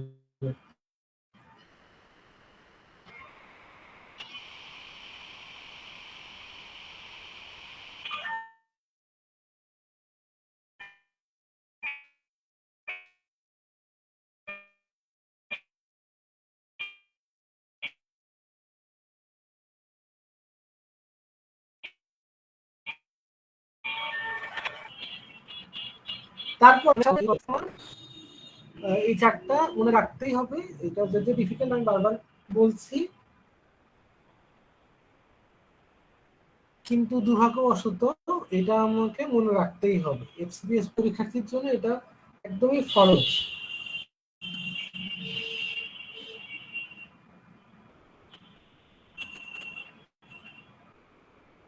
তারপরে আসি, মেন জিনিস আমরা পড়ে ফেলছি, এরপরে ইজি একটু ছোট একটা জিনিস অল্প একটু আছে। এখানে আমরা বলছি লিম্ফোডেনোপ্যাথি, বলছে যে টিউবারকুলাস লিম্ফ নোডটা কেমন হবে, যখন হাত দিব তখন ম্যাটেড পাবো, ফ্লাকচুয়েন্ট হবে due to extensive caseous necrosis. টিবিতে তো ক্যাসিয়াস নেক্রোসিস হয়, তো এই জন্য আমরা হচ্ছে ম্যাটেড চেহারা পাবো, হাত যখন দিব তখন ম্যাটেড পাবো। আর লিম্ফোমাতে কিরকম পাবো, লার্জ ফার্ম অ্যাসিমেট্রিক নোড পাবো। Lymph node needle aspiration should be performed. One portion of the sample should be sent for Mycobacterium tuberculosis PCR. আর আদার পোর্শনটা দিয়ে কি করবো আমরা, স্যাম্পলের আদার পোর্শনটা একটা স্লাইডে ফিক্স করবো, সেন্ড ফর সাইটোলজি। তারপরে বলছে যে যদি caseous liquid is aspirated, this should be sent for mycobacterial culture or PCR. টিবির ক্ষেত্রে আমরা যেগুলো করি। আর যদি নিডল অ্যাসপিরেশন আনহেল্পফুল হয় অথবা ইফ লিম্ফোমা অর কাপোসিস সার্কোমা চিন্তা করি, তাহলে সরাসরি এক্সিশন বায়োপসি করব। তাহলে ম্যাটেড কিনা দেখে টিবি চিন্তা করে সেই লাইনে আগাবো, অথবা লিম্ফোমা চিন্তা করলে এক্সিশন বায়োপসি করে সেই লাইনে আগাবো। ঠিক আছে, এরপর আমরা ওয়েট লসের দিকে যাই। অ্যাডভান্সড এইচআইভি পেশেন্টের একটা কমন ফাইটিং হচ্ছে weight loss. HIV wasting syndrome যেটা বলছি, যে এইডস ডিফাইনিং কন্ডিশন, তার যদি এইচআইভি ওয়াস্টিং সিনড্রোম থাকে, ওয়েট লস হয়, তাহলে বুঝবে যে সে স্টেজ 4 এইডসে চলে গেছে। এখন কখন বলবো আমরা, ওয়েট লসটা যদি 10%-এর বেশি হয় এবং আনএক্সপ্লেইন ক্রনিক ডায়রিয়া থাকে 1 মাসের বেশি, অথবা ক্রনিক উইকনেস থাকে এবং আনএক্সপ্লেইন প্রলং ফিভার থাকে 1 মাসের বেশি, এই সবগুলো একসাথে আমরা বলতেছি এইচআইভি ওয়াস্টিং সিনড্রোম। তারপরে বলছে যে এইচআইভি ইনফেকশনের ক্ষেত্রে পিএসআরটা এলিভেটেড হয় and is therefore not useful as a screen for opportunistic disease. তাহলে এইচআইভি ইনফেকশনের জন্য ইএসআর বেড়ে গেছে। তাহলে এইচআইভি ইনফেক্টেড পেশেন্টের ক্ষেত্রে যে ইমিউনোসাপ্রেসড হয়ে গেল, পরে অন্য কোনো ব্যাকটেরিয়া ভাইরাস তাকে ইনফেক্টেড করলো, তখন যে ইএসআর আরো বেড়ে যাবে, ইএসআর দিয়ে এইটা আমরা বুঝতে পারবো না যে তাদের সুপারেটেড ইনফেকশন আছে কিনা, কারণ এইচআইভি নিজেই ইএসআরটাকে বাড়িয়ে দিতে পারে। এরপরে ফিভারে যান। ফিভারের ক্ষেত্রে বলছে যে নন টাইফয়েডাল সালমোনেলা ব্যাকটেরিয়া, এরা হচ্ছে জ্বর নিয়ে প্রেজেন্ট করতে পারে, সাথে ডায়রিয়া নিয়ে প্রেজেন্ট করতে পারে। এখানে রিডিং দিবেন, ইম্পর্টেন্ট কিছু নাই। এখানে আসুন, tuberculosis is by far the most common cause of pyrexia of unknown origin in low and middle income countries. তাহলে পাইরেক্সিয়া অফ আননোন অরিজিন এর মোস্ট কমন কজ কি পেলাম আমরা, টিবি। টিবির মধ্যে আমরা কি পাইছি, ডিসেমিনেটেড ম্যাক ইনফেকশন, তাই না, mycobacterium avium complex is an important cause of pyrexia of unknown origin, also presenting with diarrhea and splenomegaly. ঠিক আছে, তাহলে ওইখানে কিন্তু নন টাইফয়েডাল সালমোনেলাও পাইছি, যে জ্বর ডায়রিয়া নিয়ে প্রেজেন্ট করছে। আর এখানে টিবি পেলাম, টিবির ক্ষেত্রে জ্বর, ডায়রিয়া, স্প্লিনোমেগালি এগুলো নিয়ে প্রেজেন্ট করতে পারে ম্যাক, যেটা মাঝে মাঝে এটা প্যাপুলার স্কিন ইরাপশন আর মিউকোসাল আলসার নিয়ে প্রেজেন্ট করতে পারে। Skin biopsy for histology and fungal culture is often diagnostic. তাহলে ওই পেশেন্টের যদি আমি স্কিন লেশন থেকে বায়োপসি নেই, নিয়ে হিস্টোলজি করি অথবা ফাঙ্গাল কালচার করি, তাহলে ডিটেক্ট করতে পারবো যে তার কি ইনফেকশন হয়েছে। নিউকোকিউটানিয়াস ডিজিজ এর মধ্যে সোরিয়াসিস আছে, দেখেন যে এইচআইভি পেশেন্টের সোরিয়াসিস ডেভেলপ করতে পারে, আর এক্সাজারেটেড বাই এইচআইভি, তাহলে অলরেডি হয়তো তার সোরিয়াসিস ছিল, এইচআইভি হয়তো আরো বেড়ে গেছে। আর the risk of many drug rashes is increased in PLWH, মানে পেশেন্ট লিভিং উইথ এইচআইভি, তাদের ক্ষেত্রে ড্রাগ র্যাশের রিস্ক অনেক গুণ বেড়ে যায়। এর ভিতরে আর ইম্পর্টেন্ট জিনিস নাই। সেবোরিক ডার্মাটাইটিস, এই প্যারাটা পড়তে হবে আমাদের। Seborrhoeic dermatitis is common in HIV. সিভিয়ারিটিটা কখন হবে? যখন CD4 কাউন্টটা ফল করবে। It presents a scaly red patch typically in the nasolabial fold, and নাক আর মুখের মধ্যে যেই ফোল্ডটা ওইটা, আর হেয়ারি এরিয়া যেসব আছে আমাদের বডির, সেইগুলোতে সেবোরিক ডার্মাটাইটিসটা বেশি এফেক্ট করে। It is associated with an increase presence of malassezia, but the pathogenesis is unknown. It responds well to combined topical antifungal and glucocorticoid. Usually fungal ইনফেকশনে তো আমরা আগে অ্যান্টিফাঙ্গাল দিয়ে শুরু করি, স্টেরয়েড আগেই ধরা দেই না, কিন্তু এইসব ক্ষেত্রে আমাদের অ্যান্টিফাঙ্গাল গ্লুকোকর্টিকয়েড একসাথে দিতে হবে। আর একটা কথা, যদি স্কাল ইনভলভমেন্ট থাকে সেক্ষেত্রে আমাদের সেলিনিয়াম সালফাইড শ্যাম্পু এটা ইউজ করতে হবে। হার্পিস সিম্পলেক্স ইনফেকশন, এখানে বলছে যে নেজোল্যাবিয়াল ফোল্ড, অ্যানোজেন্টাল এরিয়া এগুলোতে এফেক্ট করতে পারে। Ulcers that persist for more than 4 weeks are AIDS defining. তাহলে এর আগে আমরা এইডস লাস্টিং সিনড্রোম বলছিলাম, ওইটা কিন্তু এইডস ডিফাইনিং ডিজিজ ছিল, স্টেজ 4। আর যদি আলসার 4 সপ্তাহের বেশি থাকে সেটাও আমরা বলছি যে হার্পিস সিম্পলেক্স ক্ষেত্রে এটাও এইডস ডিফাইনিং ডিজিজের মধ্যে অন্তর্ভুক্ত। এটার ক্ষেত্রে কি হার্পিস সিম্পলেক্স যেহেতু, তাহলে আমরা কি ড্রাগ দিয়ে এটা ট্রিটমেন্ট করব? আমরা দিব হচ্ছে অ্যাসাইক্লোভির, ঠিক আছে, লং টার্ম ইউজ করতে হবে। এআরটি তো দিব এইচআইভির জন্য, পাশাপাশি যেহেতু হার্পিস সিম্পলেক্সে ইনফেকশন হয়েছে সেহেতু আমরা অ্যাসাইক্লোভির দিব। আর হার্পিস জোস্টার যেটা, এখানে কি একটা কথা বলছে যে medium CD4 কাউন্টটা at the first episode of Joestar is 350 cells per millimeter cube. Herpes zoster হয়েছে, হ্যাঁ।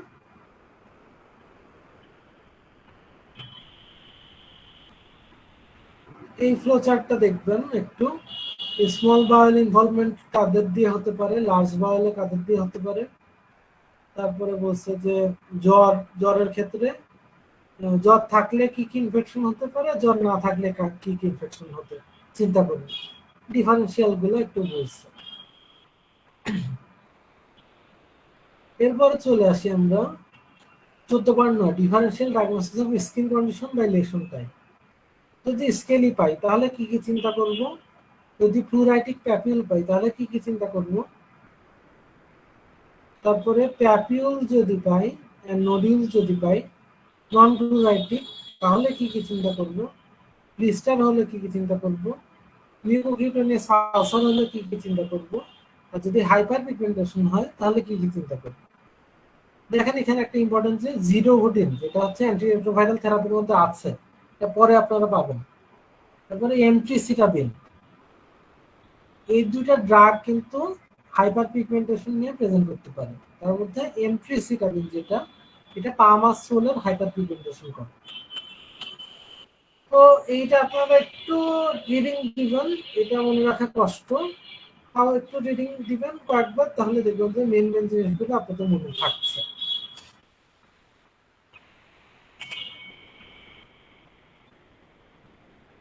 দেখেন একটা ছবি দিয়েছে, সিভিয়ার মিউকোকিউটেনিয়াস হার্পিস সিমপ্লেক্স, এখানে অ্যানোজেনিটাল অথবা পেরিওরাল আলসার নিয়ে প্রেজেন্ট করতে পারে। বলছে যে পোস্ট হার্পেটিক নিউরালজিয়া ডেভেলপ করতে পারে, হ্যাঁ। তো হার্পিস জোস্টার তো নিউরালজিয়া নিয়ে প্রেজেন্ট করতে পারে। তো পোস্ট হার্পেটিক নিউরালজিয়াটা ডিফিকাল্ট টু ম্যানেজ। এখানে কি দিয়ে আমরা তাহলে তার চিকিৎসা দিব? একটা দিতে পারি অ্যানালজেসিক, যোগ করতে পারি যেমন অ্যামিট্রিপটাইলিন আর প্রিগাবালিন, এগুলো দিব। এর পাশাপাশি টপিক্যাল কাপসাইসিন এটাও অ্যাড করতে পারি, এই মলমটা আমরা লাগাই দেবো, হ্যাঁ। এই ক্রিম অয়েলমেন্ট যা পাওয়া যায় কাপসাইসিন দেব। কাপোসিস সার্কোমা, এটা কিন্তু ভেরি ভেরি ইম্পর্টেন্ট এই টাইপের ক্ষেত্রে। তো এটা কি, এটা হচ্ছে আপনার হিউম্যান হার্পিস ভাইরাস 8 দিয়ে হয়।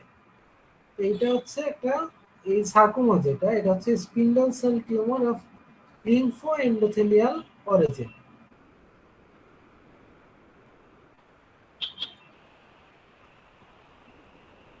এখানে দেখেন 4টা সাবটাইপের কথা বলছে।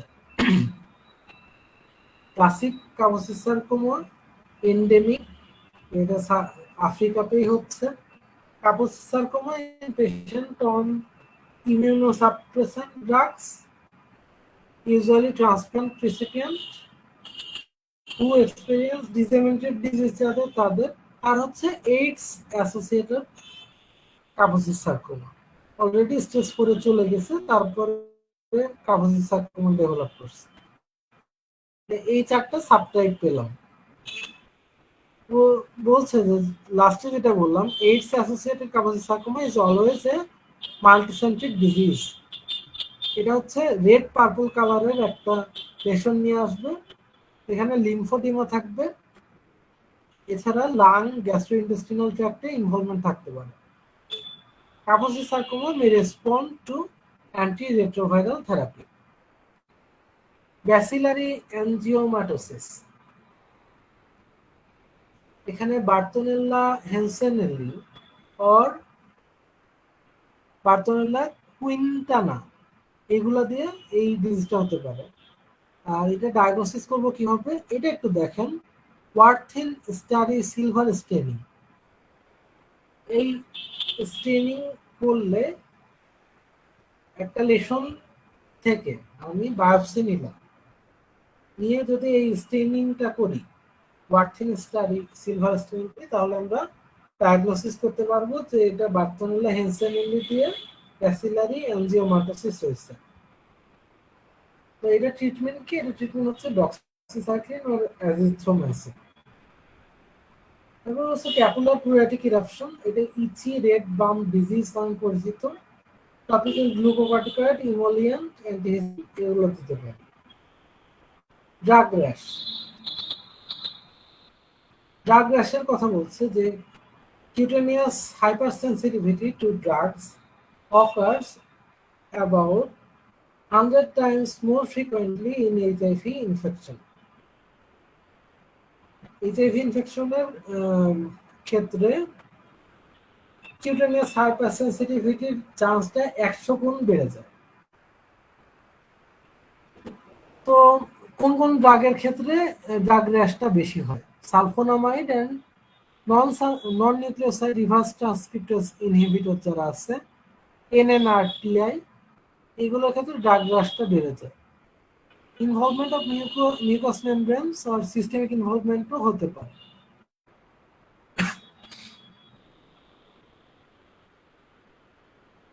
এরপরে এই 14.10 এই চারটা দেখেন, treatment of common opportunistic infection, treatment of common opportunistic infections in adult with AIDS. এর মধ্যে আছে, আপনার এত বিস্তারিত লাগবে না, আপনাকে শুধু জানতে হবে যে কোন কোন অপরচুনিস্টিক ইনফেকশন হতে পারে আর এইসব ক্ষেত্রে আমরা কি কি ট্রিটমেন্ট দিব। ফার্স্টে বলছি যে দেখেন, pneumocystis jirovecii pneumonia, cerebral toxoplasmosis, cryptococcosis, esophageal candidiasis, disseminated MAC infection, herpes simplex ulcer, cystoisospora belli diarrhea। তো দুইটা ক্ষেত্রে ট্রিটমেন্ট হচ্ছে কোট্রাইমক্সাজল, ফার্স্ট লাইন ট্রিটমেন্ট, ঠিক আছে। একটা হচ্ছে নিউমোসিস্টিস জিরোভেসি নিউমোনিয়া, এটা আমরা পেয়েছিলাম CD4 200 নিচে গেলে। আর একটা পেয়েছিলাম সিস্টোআইসোস্পোরা বেলি ডায়রিয়া, এটাতেও কোট্রাইমক্সাজল দিতে পারি এই দুইটা ক্ষেত্রে ফার্স্ট লাইন হিসেবে। অন্য যেসব অপরচুনিস্টিক ইনফেকশন আছে সেগুলোর ক্ষেত্রে অন্যান্য ট্রিটমেন্ট আছে। তবে সেরিব্রাল টক্সোপ্লাজমোসিসের সেকেন্ড লাইন ট্রিটমেন্ট হিসেবে বা অল্টারনেটিভ ট্রিটমেন্ট হিসেবে কোট্রাইমক্সাজল ব্যবহার করতে পারি। এই ডোজটা কয়দিন দেওয়া লাগবে, কি ডোজ দেওয়া লাগবে কিচ্ছু মনে রাখার দরকার নেই, শুধু নামটা।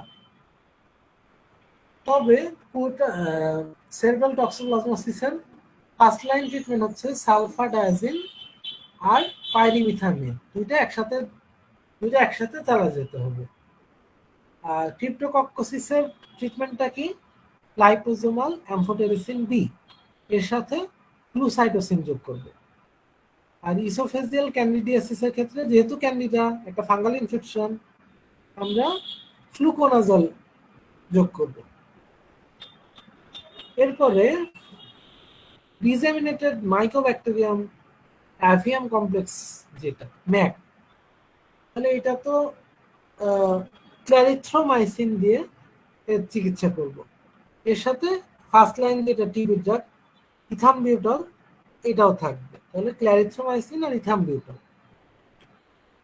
তো অল্টারনেটিভ ট্রিটমেন্ট গুলো এত মনে রাখতে গেলে আপনার খুবই ডিফিকাল্ট হয়ে যাবে, এগুলো থেকে এত আসে না। জাস্ট ফার্স্ট লাইন ট্রিটমেন্ট আমি যেভাবে বললাম, নিউমোসিস্টিস জিরোভাসি নিউমোনিয়া আর সিস্টো আইসোস্পোরিয়া ডেইলি ডায়রিয়া, এই দুটোর ক্ষেত্রে। আর টক্সোপ্লাজমোসিসের অল্টারনেটিভ ট্রিটমেন্ট হিসেবে কোবোট্রাইমক্সাজোল আপনি ইউজ করতে পারেন।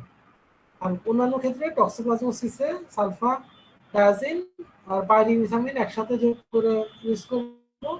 ইসোফেজিয়াল ক্যান্ডিডাতে ফ্লুকোনাজল, ডিসেমিনেটেড ম্যাকে ইথামবিউটাল আর ক্ল্যারিথ্রোমাইসিন, আর ক্রিপ্টোকক্কোসিসে লাইপোজোমাল অ্যামফোটেরিসিন বি আর ফ্লুসাইটোসিন। এটুকু মনে রাখলে এনাফ। এবার দেখেন ওরাল কন্ডিশন। হ্যাঁ, ওরাল কন্ডিশনের মধ্যে আছে oropharyngeal candidiasis, pseudomembranous candidiasis, the most common manifestation, white patches on buccal mucosa. Buccal mucosa white patch পাবো। এছাড়া অ্যাঙ্গুলার চিলাইটিস পাবো, যেটা হবে ক্যান্ডিডার জন্য। ওরাল হেয়ারি লিউকোপ্লাকিয়া পাবো, যেটা হবে এপস্টেইন ভাইরাসের জন্য। আর হার্পেটিফর্ম ওরাল আলসার পাবো, যেটা হবে হার্পিস সিম্পলেক্স ভাইরাসের জন্য। এটা ট্রিটমেন্ট কি দিব? সিস্টেমিক গ্লুকোকর্টিকয়েড আর অ্যান্টিরেট্রোভাইরাল থেরাপি, এগুলো দিব। আর যদি কাপোসিস সার্কোমা নিয়ে আসতে পারে, যে ছবিতে দেখেন কাপোসিস সার্কোমা হয়েছে এই পেশেন্টটার, এই ক্ষেত্রে মাউথ ইনভলভ হবে, হার্ট প্যালেট ইনভলভ হবে, nodular oral lesion are associated with poor prognosis. আর জিনজিভাইটিস পেতে পারে। এই সব প্রেজেন্টেশন নিয়ে আসতে পারে। নিয়েল ডিসঅর্ডার মধ্যে আছে অনাইকোমাইকোসিস, এখানে হচ্ছে ব্লু ব্ল্যাক ডিসকালারেশন নিয়ে আসতে পারে। এটা জিরোভোটিন এসব এইচআইভি সরাসরি নিলে পিগমেন্টেশন নিয়ে আসতে পারে, অথবা অ্যান্টিরেট্রোভাইরাল জিরোভোটিন খাইছে, এরপরে blue black discolouration of nail নিয়ে আসছে। এরপর দেখেন জিআই ম্যানিফেস্টেশনের মধ্যে আছে ইসোফেজিয়াল ডিজিজ, ওডাইনোফেজিয়া, গিলতে যাচ্ছেন, ব্যথা হচ্ছে, কিছু গিলতে পারছে না, আলটিমেটলি রোগী খাওয়া বাদ দিয়ে দিয়েছে। স্যার ডিসফেজিয়া, গিলতে কষ্ট হচ্ছে, পেইনফুল অথবা ডিফিকাল্ট, অথবা রিগার্জিটেশন হচ্ছে। এগুলো অ্যাডভান্সড এইচআইভির ফিচার। আর এইসব ক্ষেত্রে সিস্টেমিক অ্যাজল থেরাপি দিতে হবে, ফ্লুকোনাজল সিস্টেমিক থেরাপি দিব। ডায়রিয়া নিয়ে আসতে পারে, এই যে দেখেন ক্রনিক ওয়াটারি ডায়রিয়া, 14.11 নম্বর আর্টিকেল।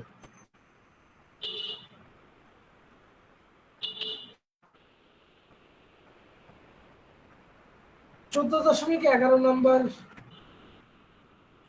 আর্টিকেলে আমরা আছি। দেখেন ক্রনিক ওয়াটারি ডায়রিয়া কিন্তু তিনটা কারণে হতে পারে। একটা হচ্ছে ক্রিপ্টোস্পোরিডিওসিস, একটা মাইক্রোস্পোরিডিওসিস, আর একটা হচ্ছে সিস্টো আইসোস্পোরিওসিস, যেটা একটা হচ্ছে আইসোস্পোরিয়া বেলি, তাই না? এর মধ্যে দেখেন একটা হচ্ছে ফাঙ্গাস আর দুইটা হচ্ছে প্রোটোজোয়া। ফাঙ্গাস কোনটা? ফাঙ্গাস হচ্ছে মাইক্রোস্পোরিডিওসিস, আর প্রোটোজোয়া হচ্ছে বাকি দুইটা। এখন এটা যদি ফাঙ্গাস হয়, তাহলে এই ডায়রিয়াটার ট্রিটমেন্টে আমরা কি ইউজ করব? আমরা অ্যালবেন্ডাজল ইউজ করব। আর এটার ক্ষেত্রে স্টুল এক্সামিনেশনটা কিভাবে করব? আমরা হচ্ছে ট্রাইকোম স্টেন দিয়ে করতে পারি স্টুল এক্সামিনেশন, অথবা স্টুলের পিসিআর করতে পারি। এই দুইটা মাধ্যমে আমরা মাইক্রোস্পোরিডিওসিস ডিটেক্ট করব। ঠিক আছে? আর বাকি যে দুটা প্রোটোজোয়ার ক্ষেত্রে স্টেন করবো কি তাহলে? অ্যাসিড ফার্স্ট স্টেন করবো, ঠিক আছে, দুইটার ক্ষেত্রে। আর ট্রিটমেন্ট কি? ক্রিপ্টোস্পোরিডিওসিসের কোনো এস্টাবলিশ থেরাপি পাওয়া যায় নাই এখনো। আর সিস্টোআইসোস্পোরিয়া বেলিতে আমরা প্রোটাইমক্সাজল দিব। মানে এর আগে আমরা তো পড়ছিলাম তিনটা ক্ষেত্রে, তাই না? অ্যাসোস্পোরিয়া বেলি ডায়রিয়ায়, নিউমোসিস্টিস জিরোফেসিন নিউমোনিয়ায়, অথবা সেরবাল টক্সোপ্লাজমোসিসের অল্টারনেটিভ ট্রিটমেন্ট হিসেবে প্রোটাইমক্সাজল ইউজ করতে পারি। তো সেই বেলি ফুল যেটা আইসোস্পোরা বেলি, ওইটা ট্রিটমেন্টে আবার বলতেছে প্রোটাইমক্সাজল। এটা আপনারা জানেন, এটা ফাঙ্গাস, এটা ট্রিটমেন্ট করবেন কি দিয়ে? অ্যালবেন্ডাজল দিয়ে। এটা ট্রিটমেন্ট পাওয়া যায় নাই। আর স্টেনিং, প্রোটোজোয়াগুলো অ্যাসিড ফার্স্ট স্টেন, আর যেটা ফাঙ্গাস সেটা করবেন পিসিআর অথবা ট্রাইকোমেস্টেনের মাধ্যমে। দেখেন ইসোফেজিয়াল ক্যান্ডিডিয়াসিস, এখানে এন্ডোস্কোপ ঢুকাইছে, ঢুকাতে তার একদম সিডো মেমব্রেনাস ক্যান্ডিডিয়াসিস, কি বিভৎস চেহারা ধারণ করছে। ক্রিপ্টোস্পোরিডিয়াসিস, এটা খেয়াল রাখেন ডিউডেনাল বায়োপসি করা লাগে। ক্রিপ্টোস্পোরিডিওসিস মানে এই যে আপনার এই প্রথমটা, এটা ডায়াগনোসিস করবো কিভাবে? ডিউডেনাল বায়োপসিতে কনফার্মেটরি। এই যে দেখেন উসিস্ট পাওয়া গেছে, হ্যাঁ উসিস্ট পাচ্ছি। এখন লার্জ বাউল ডায়রিয়া নিয়ে কারা প্রেজেন্ট করে? Campylobacter, shigella, salmonella, clostridium difficile, cytomegalovirus, colitis. এই সবই হচ্ছে আমাদের ডিফারেন্সিয়াল। তাহলে large bowel diarrhoea, campylobacter, salmonella, shigella, clostridium difficile, cytomegalovirus, এরা সবাই এইচআইভি পেশেন্টের ক্ষেত্রে এরা সবাই লার্জ বাউল ডায়রিয়া নিয়ে প্রেজেন্ট করতে পারে। সাইটোমেগালোর কথা বলছে যে এরা ইউজুয়ালি CD4 কাউন্ট যখন 100 নিচে নেমে যায়, সেই পেশেন্টে যদি ডায়রিয়া হয় তাহলে চিন্তা করবো সাইটোমেগালো ভাইরাস কোলাইটিস হয়েছে, লার্জ বাউল সিম্পটম নিয়ে আসে। আর বলছে যে কোলোনোস্কোপিতে আলসার দেখা যাবে, মোস্ট কমনলি কোলনের লেফট সাইডে পাওয়া যাবে। আর যদি আমরা বায়োপসি করি আলসার থেকে, তখন আমরা আউলসাই ইনক্লুশন বডি পাবো।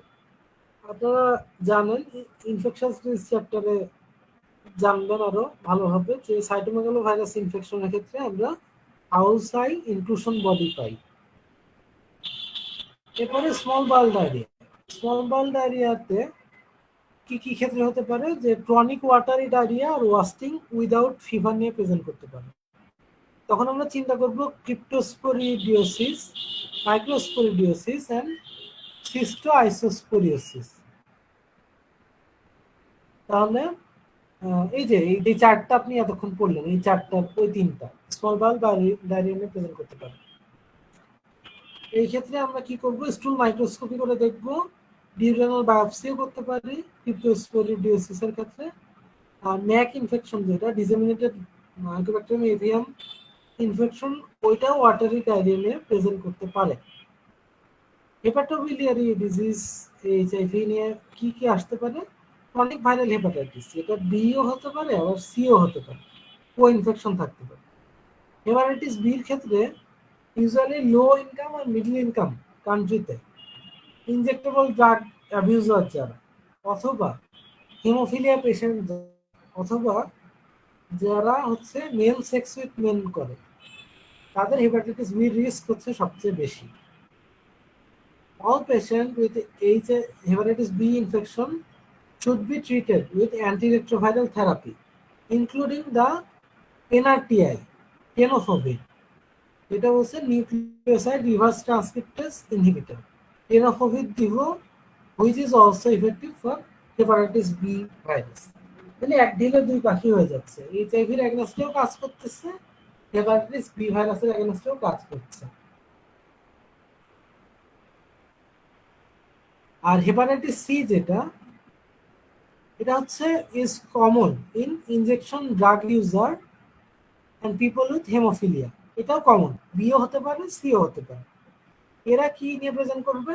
এখানে হেপাটাইটিস সি ভাইরাস ভাইরেমিয়া পাবো, এছাড়া পেতে পারবো যে লিভার ফাইব্রোসিস অথবা হেপাটোসেলুলার কার্সিনোমার রিস্ক বেড়ে যায়।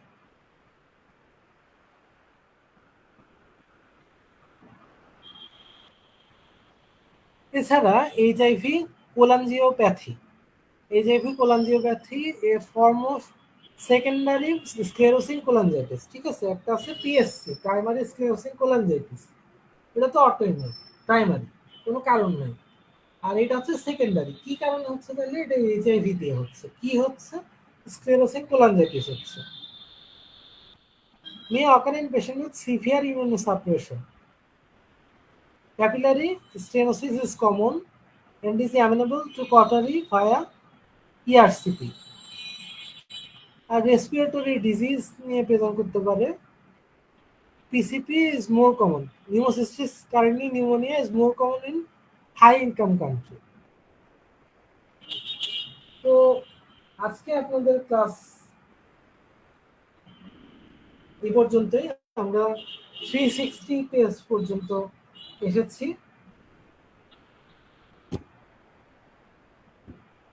এরপরের ক্লাসে আমরা 361 পেজ থেকে শুরু করব, যেখানে আমরা এইচআইভি চ্যাপ্টারে বাকি যা আছে, রেসপিরেটরি ইনভলভমেন্ট কি কি সেগুলো জানাবো। তারপরে জানাবো হচ্ছে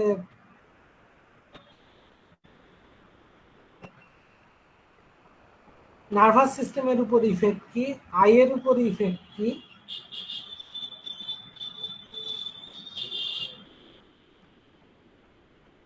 কিডনির উপর ইফেক্ট কি, রিউমাটোলজিক্যাল ইফেক্ট কি, হার্টের উপর ইফেক্ট কি, ক্যান্সার কি কি হতে পারে, আর কিভাবে প্রিভেন্ট করব, ড্রাগগুলোর মধ্যে কি কি ড্রাগ দিব, আর কি কি ক্যান্সার হতে পারে, এইগুলা নিয়ে আমরা আলোচনা করব নেক্সট ক্লাসে। তো আজকের মতো এখানেই ক্লাস শেষ। সবাই ভালো থাকেন, সুস্থ থাকেন। আপনাদের আজকের ক্লাসের উপরে কোশ্চেনটা দিয়ে দেওয়া হবে 10টা MCQ। তো আল্লাহ হাফেজ।